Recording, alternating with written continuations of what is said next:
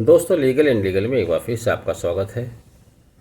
4 और 5 जून 2011 की वह रात जब बाबा रामदेव के ऊपर दिल्ली पुलिस द्वारा निर्मम तरीके से लाठीचार्ज किया गया और धरना दे रहे लोगों को वहाँ से खदेड़ दिया गया, उस समय ह्यूमन रिसोर्स मिनिस्टर रहे कपिल सिब्बल ने अब की वर्तमान सरकार पर बहुत ही गंभीर इल्ज़ाम लगाए हैं।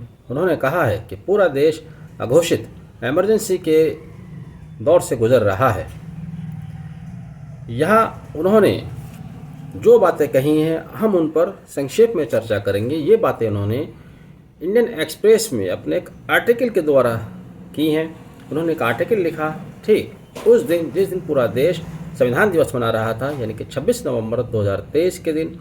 उन्होंने कहा कि पूरे देश में अघोषित इमरजेंसी जैसे हालात हैं, लेकिन यहाँ पर उन्होंने सावधानी बरती। अपना आर्टिकल शुरू करने से पहले उन्होंने हवाला दिया इंदिरा गांधी द्वारा लगाई गई इमरजेंसी का।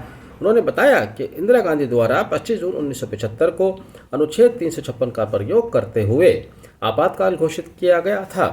उन्होंने लिखा कि 25 जून 1975 से 21 मार्च 1977 तक नागरिकों के जो फंडामेंटल राइट थे वो सस्पेंड रहे। देश के नागरिक अनुच्छेद 21 और अनुच्छेद 226 में मिले हुए अपने अधिकारों की रक्षा नहीं कर सके। यहाँ से वो बात आगे बढ़ाते हैं। अब किस होशियारी से वो बात आगे बढ़ाते हैं ये भी आप जान लीजिएगा।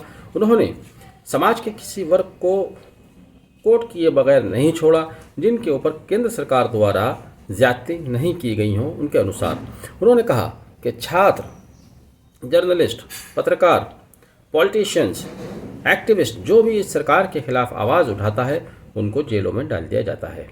अल्पसंख्यक और अनुसूचित जाति के लोगों के साथ फर्जी एनकाउंटर की घटना भी उन्होंने लिखी कि उनके साथ फर्जी एनकाउंटर किए जा रहे हैं, जबकि वो यह भूल रहे थे कि जब कांग्रेस की सरकार हुआ करती थी हमेशा 26 जनवरी और 15 अगस्त की पूर्व संध्या पर एक दिन पहले केंद्र सरकार को ना जाने कहाँ से आतंकवादी हमलों का इनपुट मिल जाया करता था और हमेशा फर्जी एनकाउंटर करके एक दो लोगों को फर्जी तरीके से मार दिया जाता था। हमेशा फर्जी एनकाउंटर कांग्रेस की सरकार में 26 जनवरी से पहले होते रहे हैं, ये इतिहास है।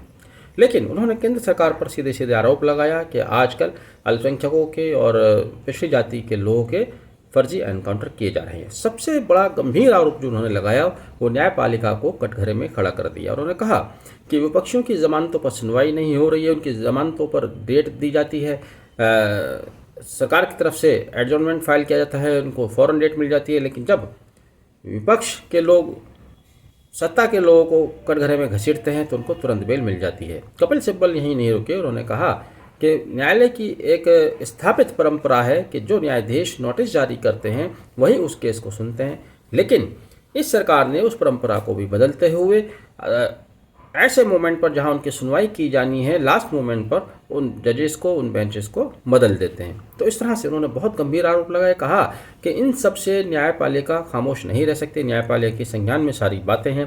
पूरे देश में अघोषित इमरजेंसी जैसे हालात हैं, लोगों के खिलाफ मुकदमे दर्ज नहीं हैं, लेकिन न्यायालय में उनके खिलाफ ट्रायल किया जा रहा है।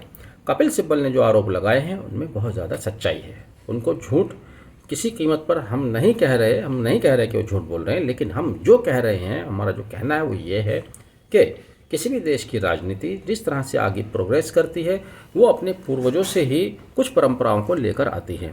तो जैसी परंपराएं आपने दी हैं, जैसी परंपराओं को आपने पाला पोसा है, वही परंपरा लेकर अगली सरकारें आई हैं और वो उसी का अनुसरण कर रही हैं। जैसे कि उन्होंने कहा कि किसी को सरकार के खिलाफ आवाज़ नहीं बुलंद करने की अनुमति नहीं दी जा रही है, तो आपने भी वो सारी बातें मैंने बताया कि बाबा रामदेव को रात 4 और 5 जून की रात को 1 बजे सो रहे लोगों पर लाठीचार्ज करने की क्या तुक थी, वो भी आपकी सरकार में, और आप उस सरकार में बड़ा दखल रखते थे। आप कहते हैं फर्जी एनकाउंटर मैं बता रहा हूँ, आपके पास डेटा आप खंगालेंगे तो मिल जाएगा। इसी तरह से राजनीति में अपराधीकरण, बहुत सारी बातें हैं जो जब से देश आज़ाद हुआ है एक तो सरकार छोड़ने के बाद हर सरकार में उस चीज़ को पनाह दी गई है।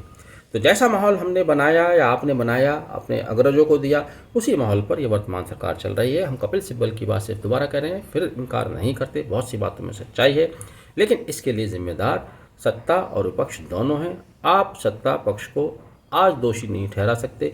कल को अगर आप सरकार में आ जाते हैं तो आप भी शायद इसी तरह की हरकतें फिर से करेंगे। आपने वीडियो आखिर तक देखा, thank you, have a nice day.